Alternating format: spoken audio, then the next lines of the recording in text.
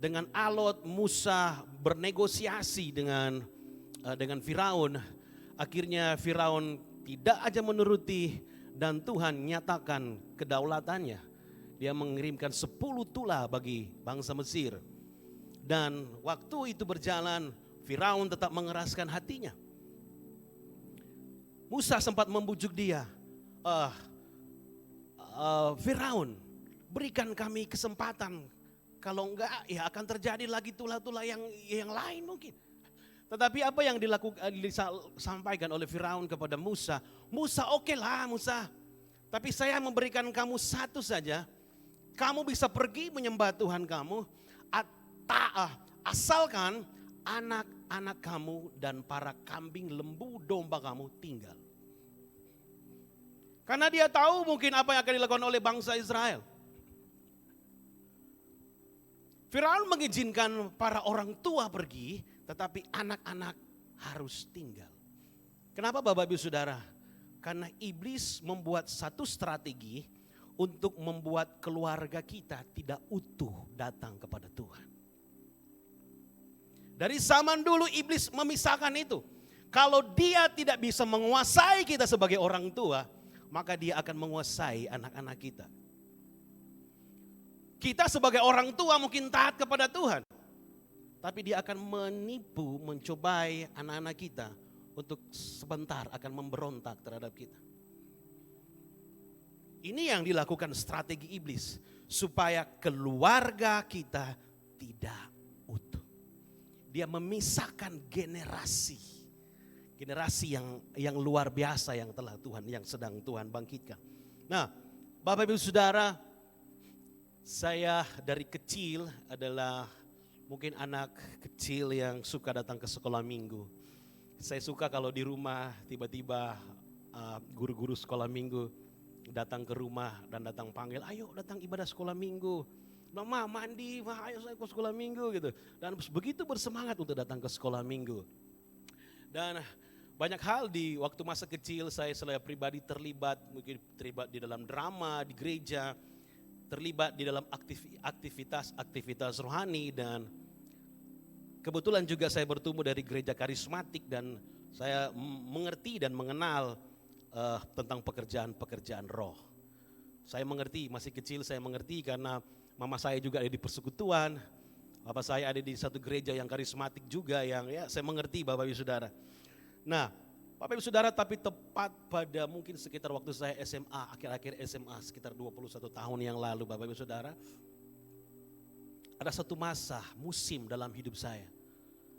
Saya mengalami satu hal yang luar biasa. Saya seorang muda Kristen yang kehilangan krisis identitas. Saya kehilangan kepercayaan kepada Tuhan tentunya Bapak Ibu Saudara. Saya kehilangan krisis kepercayaan kepada Tuhan saya.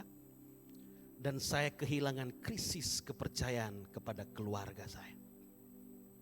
Tema yang ada pada minggu ini yaitu Identity Crisis. Saya tidak menemukan satu panutan, satu teladan, dan satu figur dalam keluarga saya. Saya bertumbuh dengan area-area seperti ini. Di dalam keluarga saya, seperti yang saya katakan tadi, mama saya terlibat betul dalam persekutuan dan bahkan mungkin sampai setiap hari mereka beribadah dan pulangnya hampir tengah-tengah malam gitu. Sampai kalau di rumah pun gak ada makanan gitu. Pas tanya, kok gak ada makanan gitu. Habis lagi ibadah gitu dan memang gak ada makanan. Dan itu sering terjadi.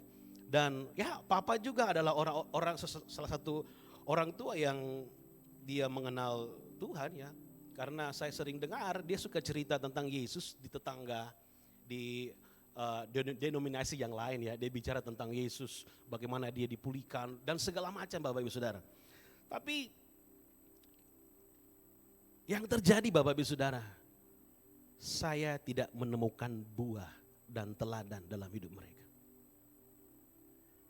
Mama terlibat dalam persekutuan yang luar biasa. Mungkin pekerjaan mereka dalam segi ibadah pekerjaan roh. Papa selalu bicara menguatkan orang lain tentang kasih Yesus.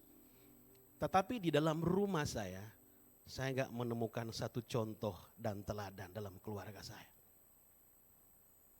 Saya melihat selalu, saya melihat mereka, papa saya kok nggak mengasihi mama saya gitu.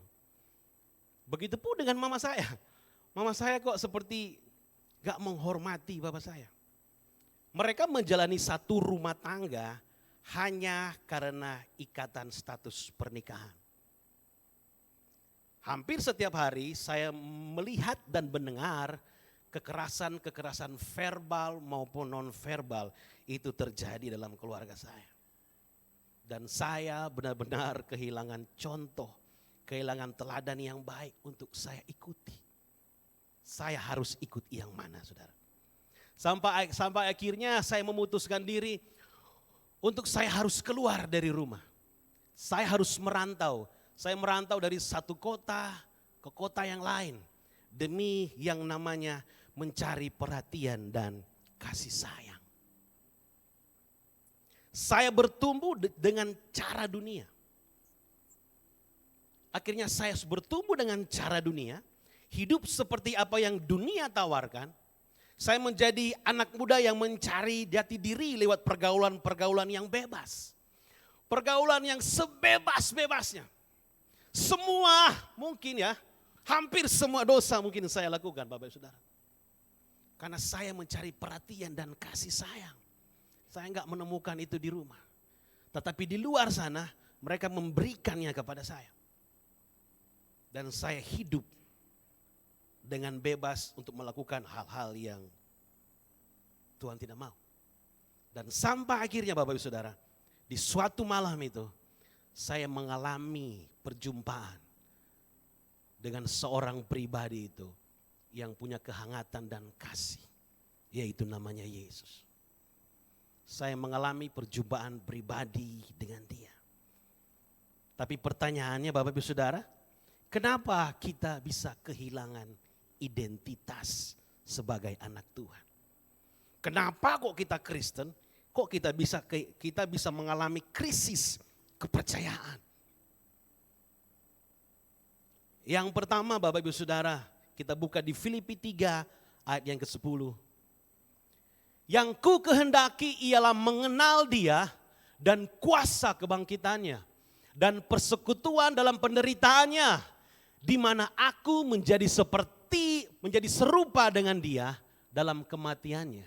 Yang pertama yaitu mengenal dia atau tidak mengenal dia.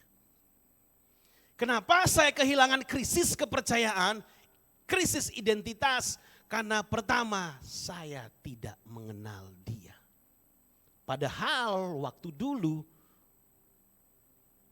rajin ke gereja, ikut drama, ikut program gereja dan sebagainya saya lakukan. Paulus sebelumnya hanya mengenal Allah lewat hal-hal yang lahiriah. Dia hanya mendengar tentang Allah itu lewat cerita-cerita. Dia mungkin dengar cerita lewat orang tuanya, karena orang Yahudi itu harus turun-temurun. Pengajarannya harus turun-temurun. Dia mendengar dari omah-opahnya tentang Allah itu yang luar biasa. Dia mengikuti ritual-ritual keagamaan, upacara-upacara keagamaan. Dia mengikuti itu dengan tertib, dengan tekun, dengan setia. Dan Paulus mendengar tentang Allah itu lewat sejarah para nabi. Kalau kita baca di Filipi 3 ayat 4, 5, dan 6. Bapak Saudara, Paulus berpikir taat dalam agama, melakukan kegiatan-kegiatan keagamaan, ikut program-program ibadah, itu cukup mengenal Tuhan. Bahkan Paulus sempat berkata, Bapak Saudara, kalau dilihat dari segi ketaatan akan hukum Taurat, saya orang yang tidak bercacat celah. Wow, begitu taatnya si Paulus, Bapak Saudara. Dia pikir dia telah mengenal Allahnya. Dia pikir dia telah melakukan semuanya untuk Tuhan. Bahkan dia sampai harus membunuh pengikut Kristus. Dia berpikir itu benar yang dia lakukan. Sampai suatu saat dalam perjalanannya ke Damsyik, dia mengalami satu perjumpaan secara pribadi dengan pribadi Yesus. Dan pandangannya mulai berubah. Filipi 3 ayat ke-8 berkata seperti ini. Malahan segala sesuatu kuanggap rugi karena pengenalan akan Kristus Yesus Tuhanku lebih mulia daripada semuanya. Oleh karena dialah aku telah melepaskan semuanya itu dan menganggapnya sampah supaya aku memperoleh Kristus. Dulunya Bapak Ibu Saudara yang menjadi panutan Paulus yaitu para ahli-ahli Taurat. Ahli-ahli kitab gitu.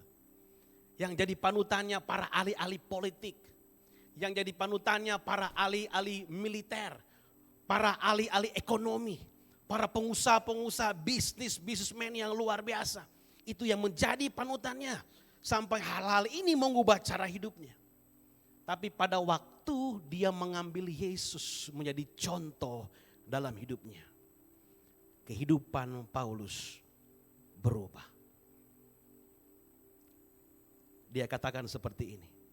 Segala sesuatu itu kuanggap rugi. Dari segi waktu yang dia jalani selama ini. Dari segi investasi yang dia berikan selama ini. Dari segi pengetahuan, dari segi relasi, dari segi hubungan. Dia berkata itu rugi. Rugi ketika saya mengenal Kristus Yesus yang adalah Tuhan. Karena yang dia cari selama ini ada di dalam Yesus. Yang dulu dia hidup dalam sifat kedagingannya manusia. Mencari ketenaran, keegoisan yang muncul, kedagingan yang kuat. Tapi ketika dia mengalami perjumpaan dengan Kristus, dia mengenal benar siapa itu Tuhannya. Pada waktu Bapak Saudara kita membeli satu mobil, saya percaya kita harus tahu bagaimana cara mengendarainya, bagaimana cara mengoperasikannya, dan bagaimana cara merawatnya. Benar? Sehingga kalau kita udah mengerti, kita bisa menjalankan mobil itu dengan baik. Tapi Ibu percaya, mungkin Bapak Ibu Saudara sini punya mobil ya, yang berbahan bakar solar atau bensin, Pertalite. Tapi coba Anda diperhadapkan dengan mobil yang baru yaitu mobil listrik. Bisa gak engkau jalankannya? Ketika engkau duduk, engkau pelajari gimana cara menjalankannya, kamu gak bisa menjalankannya. Waktu Yesus datang ke dunia, dengar baik Bapak Saudara.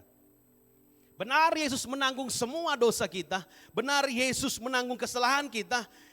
Dia menanggung sakit penyakit kita. Dia menanggung kelemahan kita. Dia menanggung segala sesuatu yang kita alami dengan tidak baik. Dia membebaskan kita, dia memulihkan kita, dia menyembuhkan kita. Tapi dari semua itu yang Yesus inginkan yaitu hubungan. Bukan hanya menerima kebaikan kasih-Nya. Dia menginginkan sebuah hubungan untuk mengenal Dia supaya kita menjadi seperti Yesus. Kita bisa menerima berkat-Nya dengan cuma-cuma. Kita bisa mendapatkan mujizat dengan Tuhan. Cari Tuhan dan dipulihkan, cari Tuhan dan diberkati. Bisa aja Tuhan melakukan semuanya itu. Tapi setelah semua itu dapat, banyak dari kita meninggalkan Dia. Waktu kita sembuh, gak mau datang gereja lagi. Karena ada proyek yang baru. Waktu kita diberkati Tuhan, mulai sibuk. Gak ada waktu untuk Tuhan. Benar kita dipulihkan, benar kita dibebaskan, kita diberkati. Tapi yang Tuhan mau sebenarnya kita mengenal Dia. Apa itu? Supaya kita menjadi seperti Kristus. Bukan hanya menjadi orang yang menerima kasih-Nya. Yohanes 13 ayat 15 berkata, sebab aku telah memberikan suatu teladan kepada kamu, supaya kamu juga berbuat sama seperti yang telah kuperbuat kepadamu. Kita menjadi teladan bagi orang lain. Orang lain melihat ada Kristus di dalam hidupnya. Saya enggak melihat Kristus dalam kehidupan orang tua saya. Tapi mereka melayani. Yesus mau. Biarlah Yesus jadi teladan kita. Dan kita menjadi teladan untuk yang lain. Supaya nama Tuhan dipermuliakan. 1 Timotius 4 ayat 12 berkata, jangan seorang pun menganggap engkau rendah karena engkau muda. Jadilah teladan bagi orang-orang percaya dalam perkataanmu. Kita gak sembarang ngomong Bapak Ibu Saudara. Gak sembarang bicara. Bicara untuk menyakiti atau bicara untuk membangun. Bicara untuk meruntuhkan. Bicara untuk membuat orang menjadi down atau membuat orang disupport untuk bangun. Jadilah teladan dalam tingkah lakumu. Dalam kesopanan kita. Dalam hari lepas hari orang melihat ada buah dalam hidup kita. Jadi teladan di dalam kasih kita. Dalam kesetiaan kita. Dan dalam kesucian kita. Sehingga ada satu lagu yang berkata seperti ini.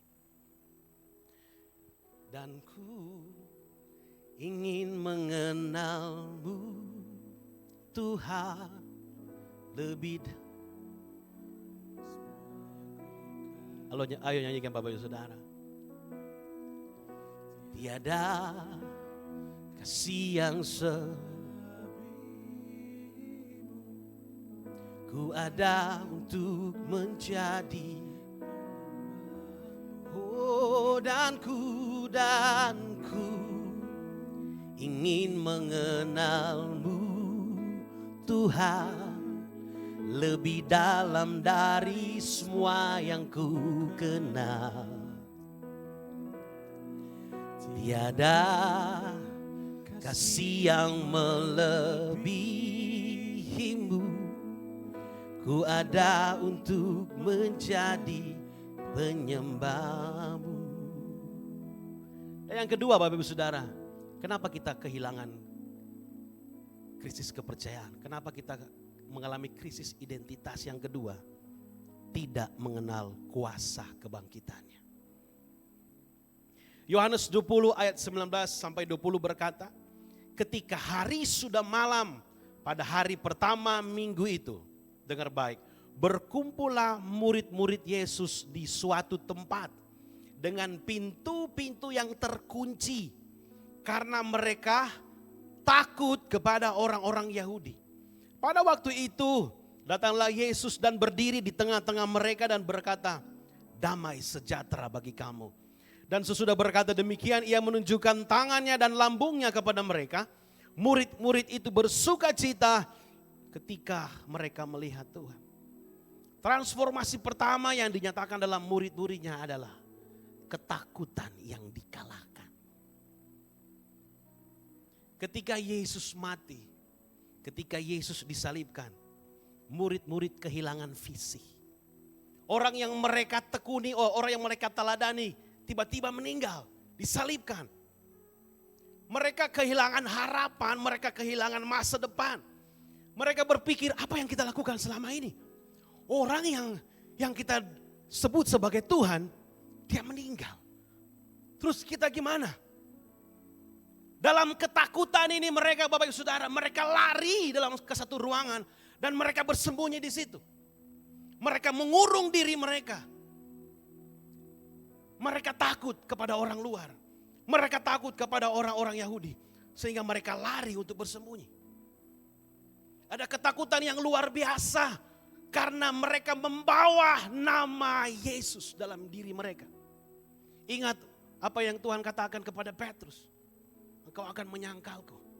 Tapi waktu mereka tanya, loh bukannya kamu dengan mereka? Petrus langsung, oh enggak. Karena ketakutan akan orang-orang luar. Petrus lari. Waktu di Taman Getsemani itu, waktu ditangkap Yesus. Para murid-muridnya bukan mereka membela dia, akhirnya mereka lari semua. Karena ada ketakutan yang luar biasa yang mereka alami. Tapi ketika mereka tahu dia meninggal, mati. Dan Yesus datang di tengah-tengah mereka. Dia memperlihatkan mereka kedua tangannya yang berlubang bak. Lambungnya yang ditusuk. Ada sesuatu yang berubah dalam roh para murid-muridnya. Mereka melihat sesuatu yang tidak biasa. Ini hal-hal yang supranatural terjadi.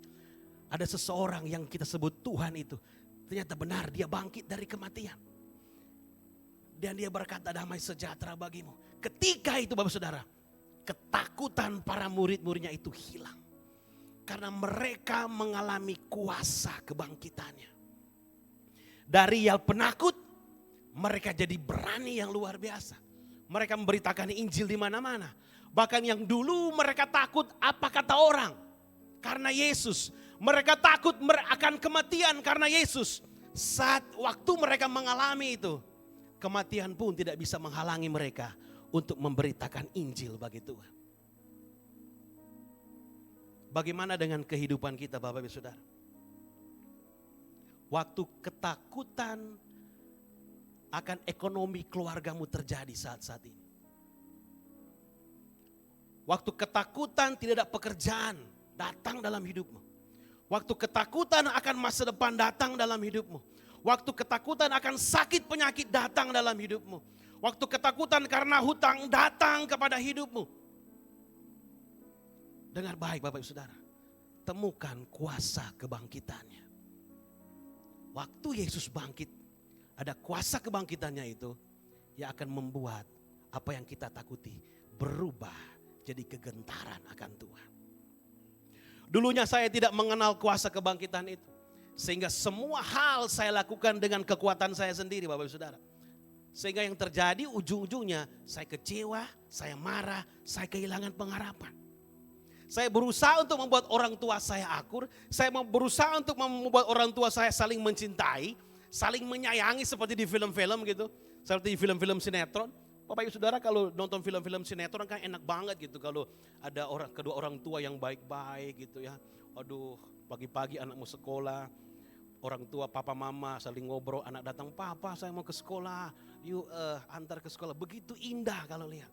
Saya mengharapkan hal-hal yang indah dalam keluarga saya. Tapi saya enggak melihat itu Bapak Saudara. Tapi waktu saya mengalami kuasa kebangkitannya.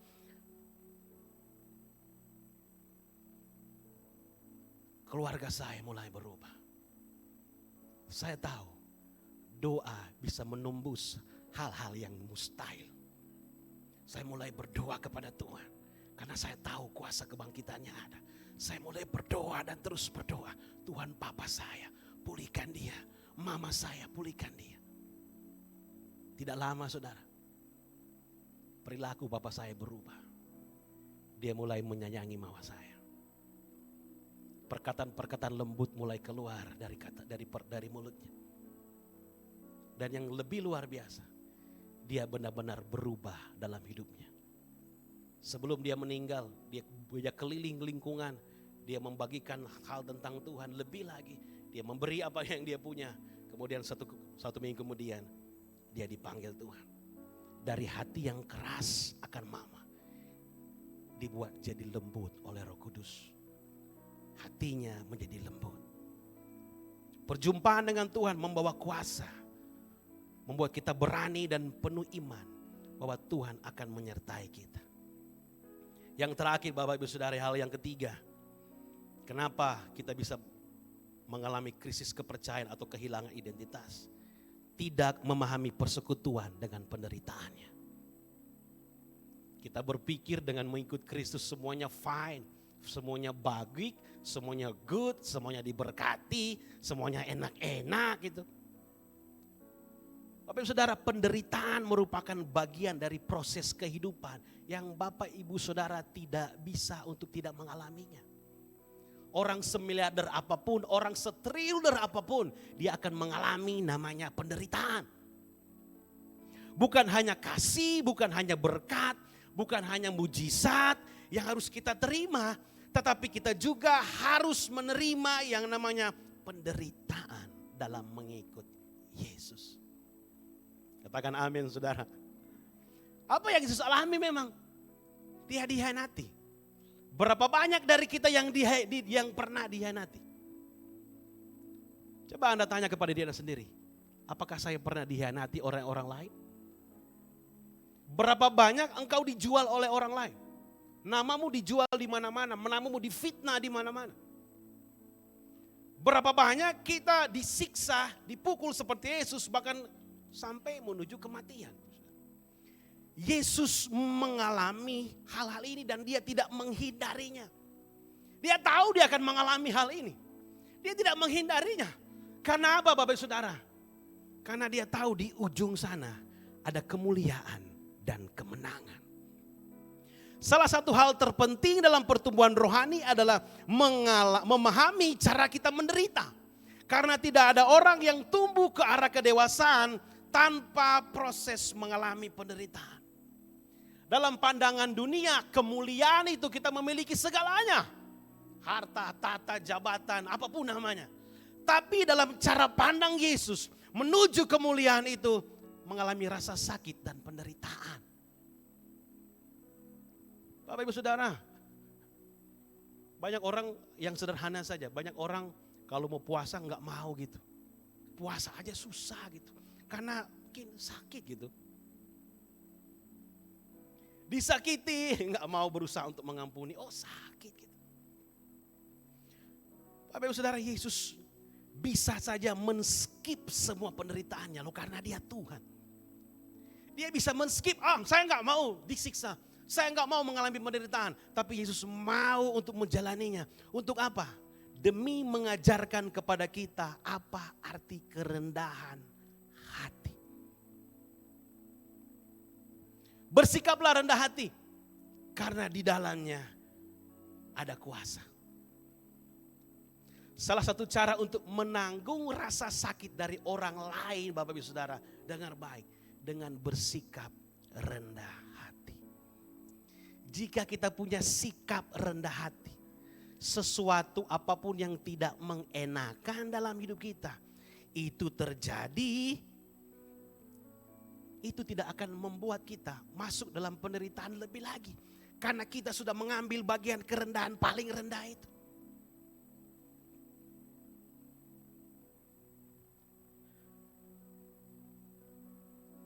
Hari-hari ini Bapak Ibu Saudara, berapa banyak keluarga Kristen, pasangan suami istri yang mungkin saat ini sedang diperhadapkan di pengadilan karena mereka ingin bercerai. Berapa banyak hati istri-istri hancur karena perkataan-perkataan suami yang begitu menyakitkan. Berapa banyak hati istri hancur karena perilaku suami yang buruk sebagai kepala rumah tangga. Para suami tidak memberikan rasa kasih dan kenyamanan dalam rumah. Istri, bahkan istri sedang sakit, mungkin dia keluyuran dengan teman-temannya. Syukur dengan teman-temannya. Kalau dengan 02. Berapa banyak para istri tidak menghargai suami mereka. Berapa banyak para istri tidak memberikan respek, rasa hormat dan penundukan kepada suami mereka. Karena gajinya lebih tinggi daripada suaminya.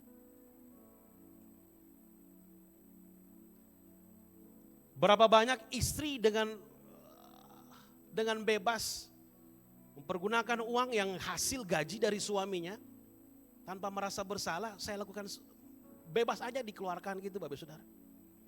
Padahal gaji yang dikumpulkan selama sebulan penuh dengan keringat. Berapa banyak para istri meremehkan suami-suami mereka. Bahkan membandingkan mereka dengan orang lain. So berapa banyak para anak-anak yang kehilangan rasa kasih sayang akan orang tua dan perhatian di rumah. Kita baru selesai dengan jambore. Waktu Pastor Andi memimpin, banyak anak-anak muda kita dilawa Tuhan. Mereka dilepaskan dari hati yang susah akan orang tua mereka. Waktu kita pelayanan dengan Pastor Carlo di sekolah-sekolah, anak SD, anak SMP udah punya niat untuk bunuh diri, udah punya niat untuk membunuh orang tua mereka. Bapak Ibu Saudara, dengan baik, dari penderitaan ini ketika ada di batas nadir hidup kita, apa yang akan Anda lakukan? Ketika hal ini terjadi, apa yang akan Anda lakukan? Kalau kita boleh bertanya, Terus yang Yesus lakukan apa? Apa yang akan Yesus lakukan? Kita melihat dia, saudara. Waktu kita ada di posisi itu, lihatlah Yesus. Keputusan apa yang akan Yesus ambil? Dengar baik, dia sanggup memulihkan keadaanmu. Ingat untuk apa Yesus disiksa, dipukul, disalib, untuk menanggung apa yang kau hadapi hari-hari ini. Syaratnya hanya satu. Rendahkanlah hatimu kepada suamimu. Rendahkanlah hatimu kepada istrimu. Rendahkanlah hatimu kepada orang tuamu. Dan rendahkanlah hatimu kepada Tuhan lewat doa-doamu. Waktu suami ngegas, para istri harus low. Waktu istri gas di rumah, wow, suami tetap diam. Terima kasih Tuhan. Suami istri harus mengambil peran merendahkan hati. Kalau suami gas, istri gas, maka berantakanlah yang terjadi. Yang terjadi kepahitan satu sama lain. Dengar baik Bapak Ibu Saudara. Yang akan diubahkan Tuhan adalah hatimu. Baru kemudian masalahmu. Lukas 1 ayat 48 berkata, sebab ia telah memperhatikan kerendahan hambanya. Sesungguhnya mulai dari sekarang segala keturunan akan menyebut aku berbahagia. Saya akan tutup dengan kesaksian ini Bapak Ibu Saudara. Bulan yang lalu istri saya mengalami sakit dan sampai beberapa minggu kemudian, beberapa minggu kemudiannya gitu. Istri saya dirawat di rumah sakit 3 hari dan setelah dia keluar, dia harus juga keluar rumah sakit. Kita harus ke puskesmas, kita harus ke rumah sakit Awaloi. Hampir tiap hari Bapak Ibu Saudara hal itu terjadi. Sampai kita harus kontak-kontak dengan dokter Heidi supaya hal apa yang obat apa yang baik Bapak Ibu Saudara. Nah, Bapak Ibu Saudara, saya sebagai suami pun saya merasa, Tuhan kenapa ini terjadi? Loh kita akan melayani Tuhan. Kok kenapa hal ini kita harus alami gitu? Kenapa harus ini hal ini yang kita harus alami? Dan ada satu peristiwa. Istri saya berkata seperti ini.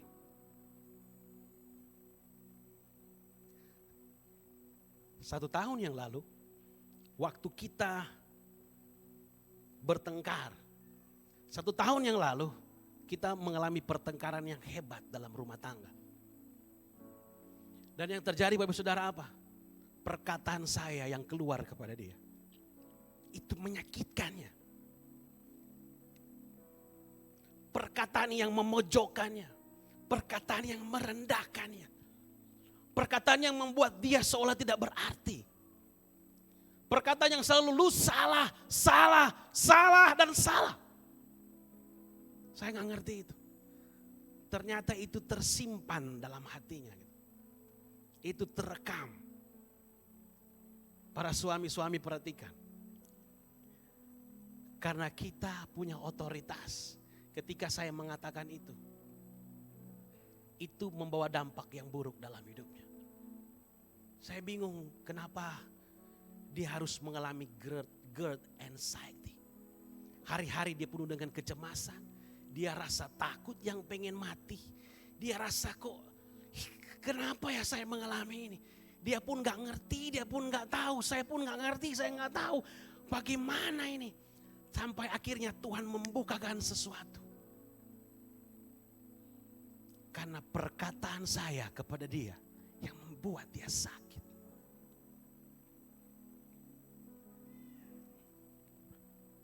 Waktu itu Bapak Saudara saya datang kepada dia.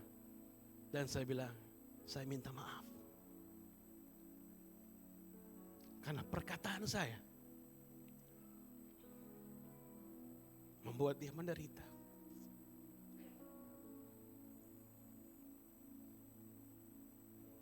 Berapa banyak ternyata biang keroknya Bapak Saudara, itu saya. Saya gak memahami dia. Saya hanya pakai ego saya supaya dia tahu. Tapi yang lebih luar biasa, dengar baik Bapak Saudara. Dari penderitaan ini, Tuhan membawa kemuliaan. Tuhan mengizinkan kita masuk dalam penderitaan itu. Untuk kita melihat betapa besar kasih dan kuasa-Nya. Waktu dia disembuhkan Tuhan. Tuhan memberikan satu hal yang luar biasa dan saya pun heran-heran. Dia membuat satu obat yang disebut ginger, dia bilang ginger shoot gitu ya Bapak Ibu Saudara. Ginger shoot. Rencananya ini dia akan minum sendiri karena asam lambungnya gitu. Dia akan minum sendiri. Tapi waktu dia posting di Facebook, orang-orang pada tanya gitu. Loh, itu minuman apa? Boleh nggak saya minta satu. Akhirnya Bapak setiap hari ada kira-kira 50 botol yang diorder setiap hari.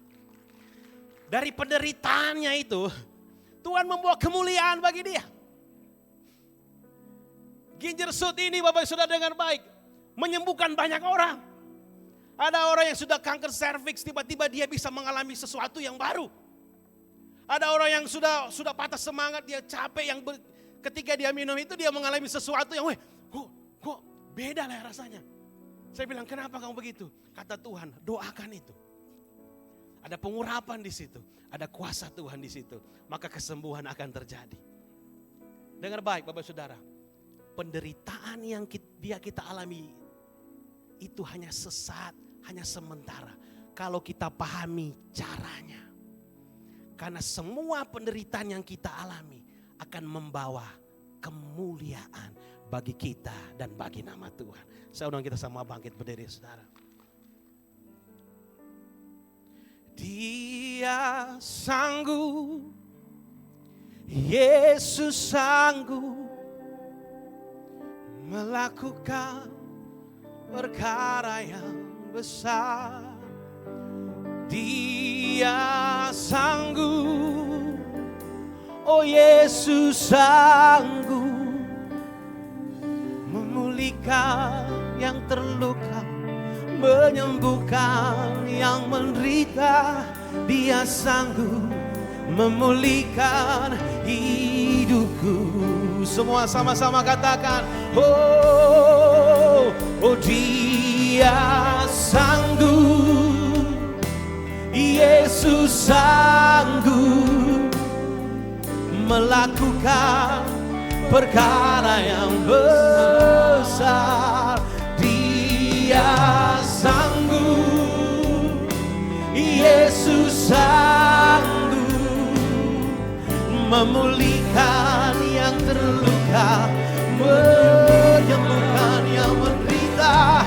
Dia sanggup memulihkan hidup.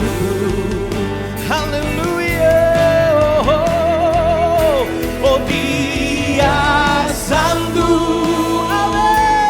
Yesus sanggup. Oh Yesus lebih dari sanggup. Perkara yang besar. Dia sanggup. Oh ralabakaya memulihkan yang terluka, menyembuhkan yang menderita.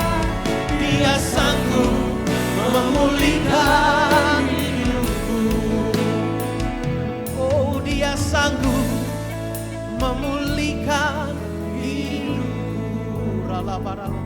Boleh engkau yang datang dengan keluarga, boleh engkau bergandengan tangan Bapak Ibu Saudara. Engkau yang datang dengan suami istri bergandengan tangan. Izinkan saya berdoa bagi Bapak Ibu Saudara.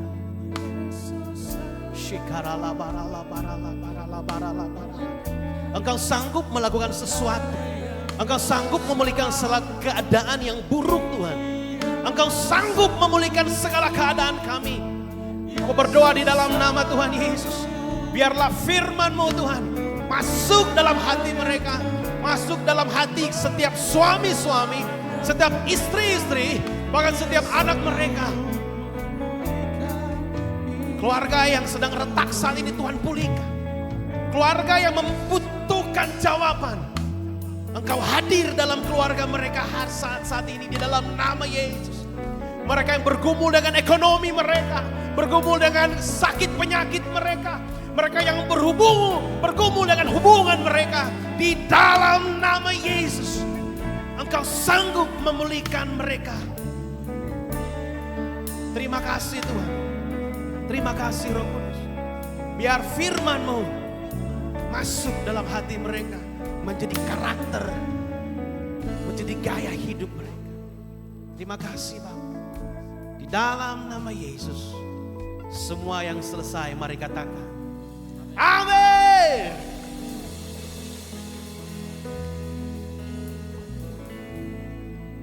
Terima kasih Mr. Lumen yang sudah melayani. Silakan duduk dulu. Saya percaya